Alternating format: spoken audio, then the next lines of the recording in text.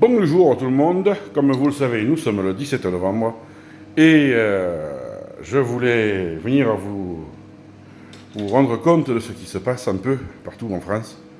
Vous qui me suivez un peu partout, puisqu'aujourd'hui c'est le mouvement des Gilets jaunes. Alors là, il est 10h20 à peu près et malheureusement, on dénombre déjà une victime, une femme écrasée par une autre à Pont-Beauvoisin, triste ville malheureusement tristement célèbre, puisque c'est là où a été enlevée la petite Maëlys il y a quelques années.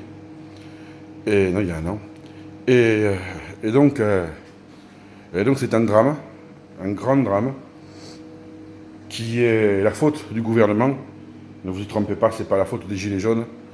Le gouvernement qui a tout fait et qui fait tout pour que nous soyons tous dans un état où les nerfs ne peuvent tenir, parce qu'ils nous pompent jusqu'à l'os.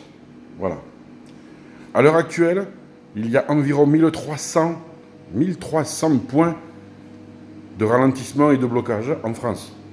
C'est un succès incroyable. Incroyable. Voilà. Il ne faut pas oublier ça. Tout se passe bien, sans violence, sans provocation aux forces de l'ordre.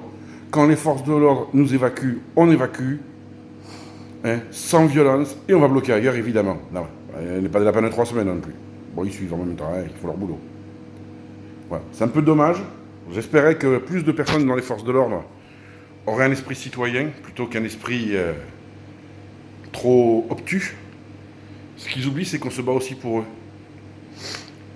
Faut pas oublier que les CRS, qui vont nous taper sur la gueule probablement dans la fin de journée quand même, si, c'est certain, les CRS ont leurs taxes, leurs revenus de déplacement, quand ils rentrent pas chez eux, qu'ils peuvent pas. Avant c'était pas taxé, maintenant c'est taxé. Donc c'est aussi ça les taxes, c'est pas que l'essence. C'est ça que je voudrais que vous compreniez tous. On ne se bat pas pour l'essence, on se bat pour éviter de crever de faim demain, de crever de faim, de crever de froid.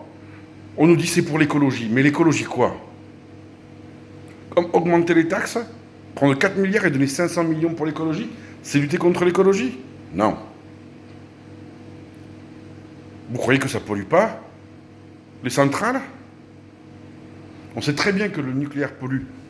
On le sait maintenant. Le problème c'est qu'on nous taxe alors qu'il n'existe aucune solution alternative.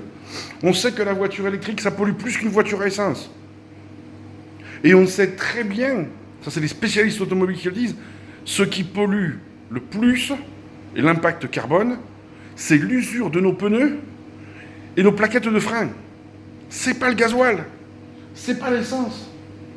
Là, on nous enfume, mais puissance 20, puissance 30. C'est ça que je veux vous dire. On ne veut pas crever, parce que si le carburant il augmente, le pain va augmenter, les fruits vont augmenter, tout va augmenter. Et oui, c'est une variable qui fait tout augmenter, le carburant et l'énergie. Les gens qui payent plus cher leur fuel pour se chauffer, ça va être plus cher. Et avec quoi on incinère vos ordures? Plus fuel. Donc vos taxes d'ordures ménagères vont augmenter. Grâce à la taxe sur le carburant. Même s'ils ont des exonérations un peu plus grosses. Mais on nous ment. Mais il y a un truc qui est fort, c'est la peur du gouvernement. À Paris, les abords de l'Élysée sont interdits même aux journalistes. Vous vous rendez compte de la frousse qu'ils ont? Ils se disent ça aujourd'hui qu'ils vont lui couper la tête. Mais on ne veut pas vous couper la tête, monsieur Macron. On vous propose de nous écouter et de faire en sorte que les Français puissent vivre au lieu que vous gaviez vos copains les banquiers, vos copains les plus riches. Voilà ce qu'on vous demande. C'est pas grand-chose quand même. Si? Eh ben tant pis. Prochain point, dans 1/4 d'heure, 20 minutes. A plus les amis.